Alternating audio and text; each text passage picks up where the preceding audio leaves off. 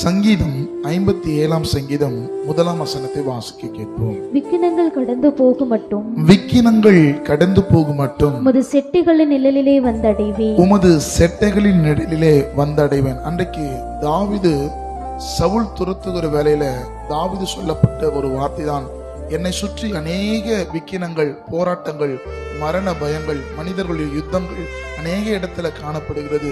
இந்த உபத்திரவத்திலிருந்து நான் எப்படி பாதுகாக்கப்படுவேன் என்று சொன்னா, உம்முடைய நிழலில் நான் தஞ்சம் அடையும் போது, உமது செட்டையின் கீழ் நான் இருக்கும் பொழுது எனக்கு விரோதமாக எழுப்பினர்கள் மத்தியில கர்த்தர் என்னை பாதுகாப்பார் என்று. ஒருவேளை இந்த வார்த்தை பல மனிதர்கள் உங்களை அழிக்கும்படிக்கு, உங்கள் ஆசீர்வாதத்தை தடை செய்யும்படிக்கு அநேக மனிதர்கள் எழும்பலாம். ஆனால் கர்த்தருடைய செட்டையின் நிழலில் நீங்க இருப்பீர்கள் என்று சொன்னா, அந்த செட்டையின் நிழல் உங்களை பாதுகாக்கும். கர்த்தர் உங்களை ஆசீர்வதிப்பார். ஆமென்.